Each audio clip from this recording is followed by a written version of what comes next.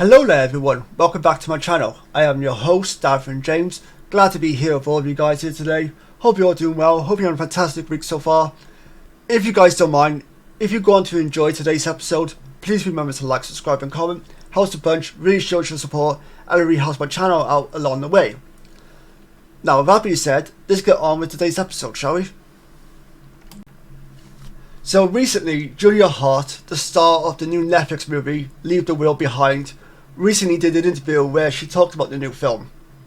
And the film itself has been making a lot of chatter online, mostly good, some negative, but that's mostly aimed towards the ending of the movie, which is understandable for those who know about the ending.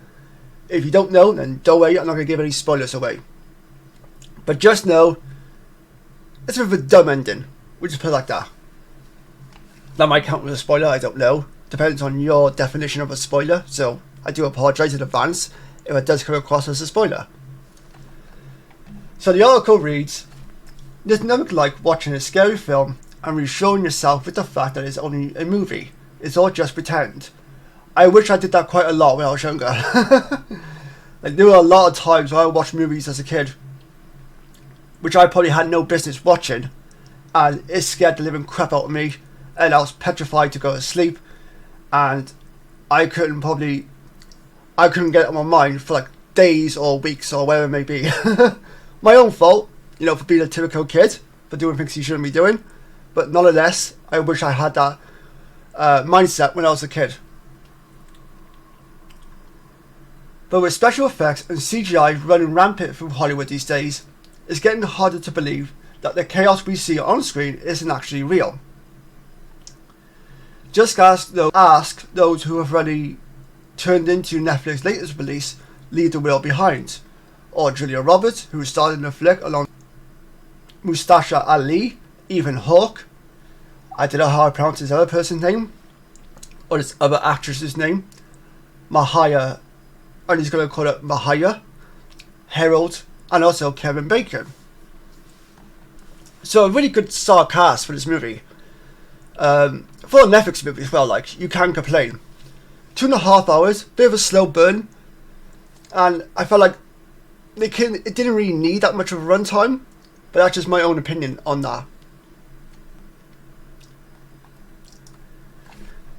The Pretty Woman actress took on the role of Amanda Sanford in a disaster thriller which was released on Friday the 8th of December.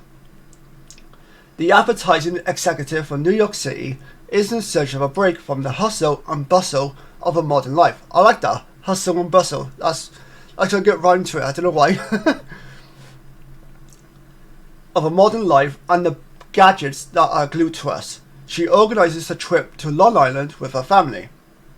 Her husband, Clay Stanford Hawke, and their two teenagers, Charlie Evans and Farrah McKenzie, are barely unpacked by the time things start to get very weird.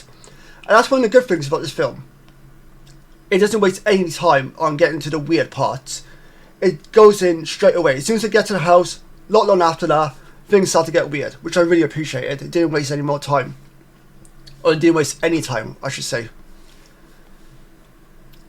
Throw in a mysterious duo, Ali and Harold, who turn up in the middle of the night saying the rented pad is their actual home, and you've got the recipe for quite the chilling film. When the homeowners turn up to the house that Ethan Hawke's character and Julia Roberts' character is currently staying at, I was like, okay, shit's about to go down. Like, I don't know what's going to happen next, but I'm really excited to see what happens next.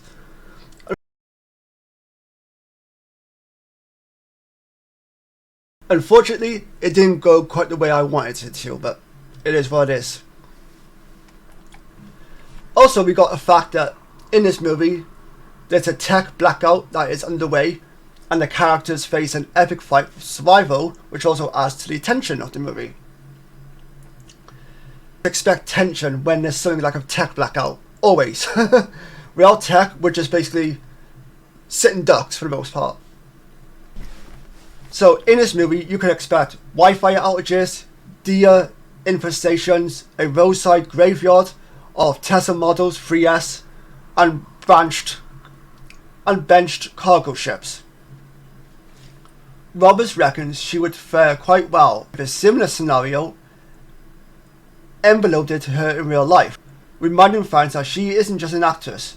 She was once a Girl Scout and always a Girl Scout. She told Sky News Backstage podcast, and 56 years old. Wow, she don't look it. Looks quite good for her age. I'm 56 years old. I grew up with like a AAA something where you turn the page on the map and you're like, oh dad, now we're going to get down here and we're going to go. I mean, I can do it. I was a Girl Scout. Come on. I'm not just an actor. I can tie all kinds of knots. I'm not sure. Despite her confidence about conquering a global disaster, I know it doesn't say that, but I'm just going to say that anyway, Roberts was feeling glad that she could put down her script and forget about the spine-tingling plot in Leave the World Behind after a long day of filming. The Rebel storyline and A-list cast was centered around a train novel of the same name. Roberts added, I'm just glad that it's a movie, right? I mean, the book scared the absolute bejesus out of me. It did, and the movie I think is very creepy and insidious. Sam Esmail, the director and producer behind Leave the World Behind, said Roberts was his only choice for this role. He told USA Today, Julia is the Michael Jordan of actors. That's a pretty high compliment right there. So why not go to MJ if you need to pull off something insane like this movie? Amanda is so prickly and so flawed, so you need great talent, but also undeniable charm for the audience to stay with her.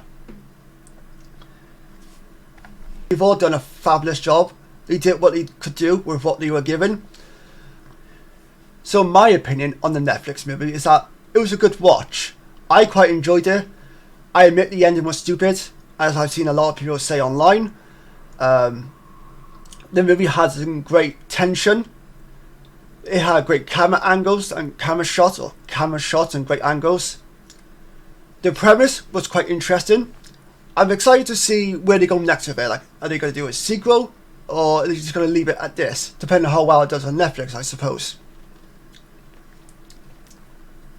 One thing I will say about this movie, I wish Netflix had done a better job in promoting this movie, because I haven't seen anything all year long to do with this movie.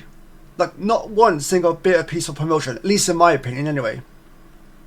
At least in my memory, I can't. Maybe there has been, I've just looked over it, I don't know. But even in recent months, Netflix have barely promoted the movie. I know there was a strike on throughout the month of October and into early November, I think it was. But even after that, there was still nothing about this movie to indicate that it was coming out. I didn't see no posters, no trailers, nothing. I've seen some people, the only reason I found out about this movie was because people online were chatting about it.